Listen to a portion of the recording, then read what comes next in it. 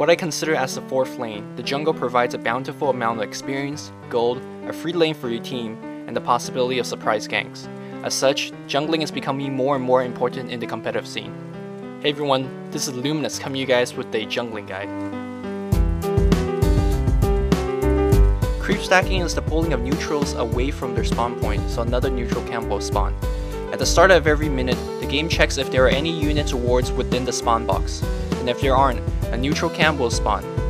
A spawn box is a set region near the camp, and each spawn box varies in size.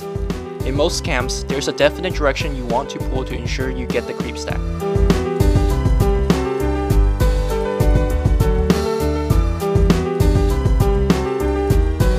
Because each spawn box is different, the pull timing ranges anywhere from the 49th second to the 58th second, but all camps can be pulled from the 51st to the 54th second mark.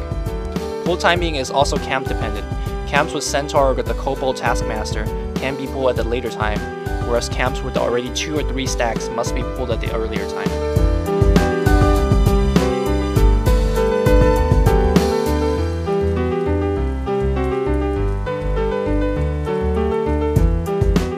Double stack, triple stack, and even quad stack is quite possible. It comes down to proper hotkeying and using waypoints to do multiple stacks in multiple locations.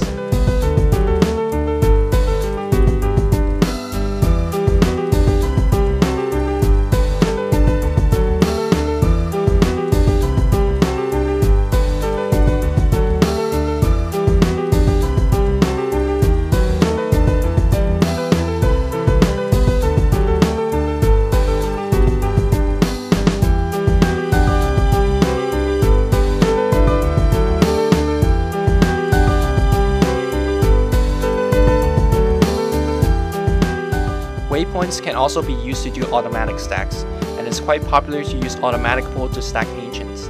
Though it has its use, I still recommend manual stacking. Too many things go wrong with auto stacking, and overall it doesn't help you to become a better player.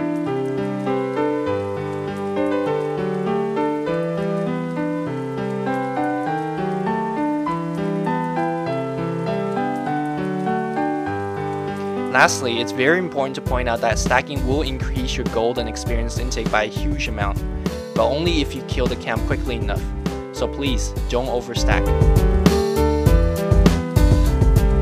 Creep pulling is a technique that drags neutral creeps into the lane, attracting your lane creeps back into the neutral camp. Creep pulling allows you to jungle without taking too much damage, and also denies some experience to the enemy team. Since different camps on the map have different pull timings, it's easier just to use the mini-map and judge the timing that way.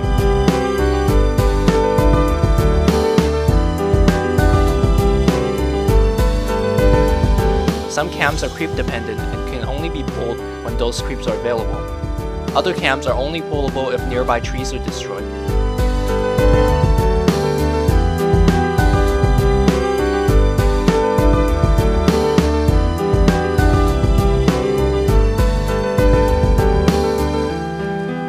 The top Scourge camp is pullable by both sides, but do note that the lane creeps will only be pulled if they're not aggroed by enemy heroes or creeps.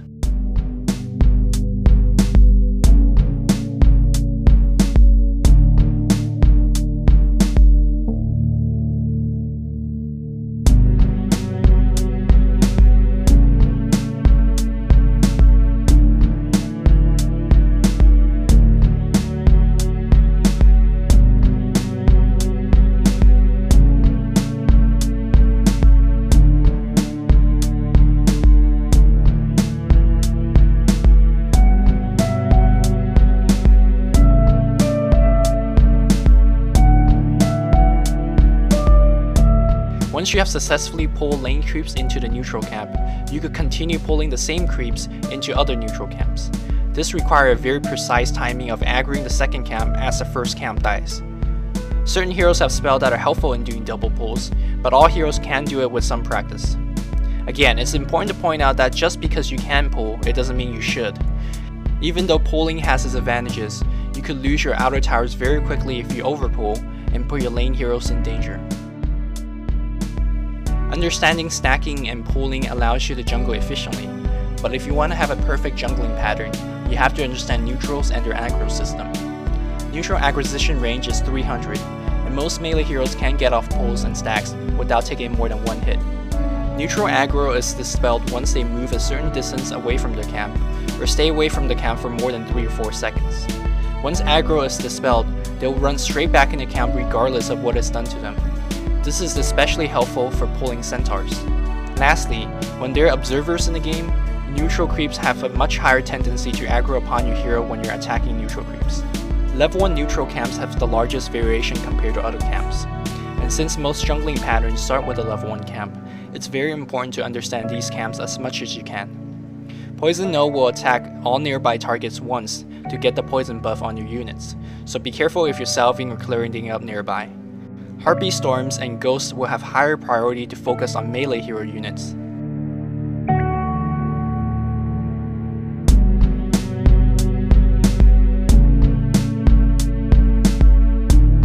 Pulling and stacking healing troll camps should be done only by aggroing the camp and not attacking it. If you attack the camp, the healing troll will stay behind in the spawn box and start healing, and thus blocking the next spawn. Aside from Golem, Ghosts, and Black Dragons, all other neutral camps will fall asleep at night, which makes pulling and stacking a little bit more annoying. Some camps, such as the healing troll camp, might look unpullable at nightfall. However, certain items such as Magic Stick, Soul Ring, Power Tread, Ring of Besaidus will aggro creeps when you activate them. These items are based on the ladder skill Fan of Knife, and they will do a 0 damage AoE nuke within 400 range. This will wake up creeps and aggro them at night. Furthermore, these items have an AoE range of 400, whereas creeps only have an acquisition range of 300, and thus if you use these items, it will extend your pull range by 100. In terms of tackling the actual camp, it is important to understand which neutral creeps to focus first. Aura creeps tend to be good targets, since they generally make the rest of the camp much tougher to take down.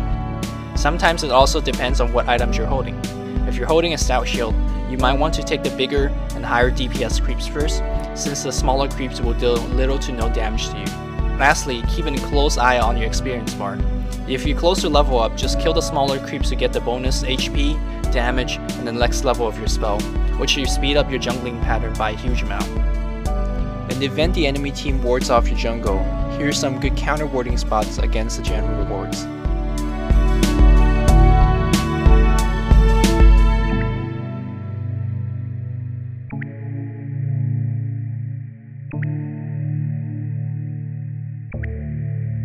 Before you go into your next game and start jungling, here's 3 important tips to keep in mind. Just because you could pull and stack, sometimes it doesn't mean you should. Some heroes benefit from pulls, others benefit from stacks, while some heroes could jungle fine without any of these methods. Recognizing what benefits your team the most is a very important part of jungling.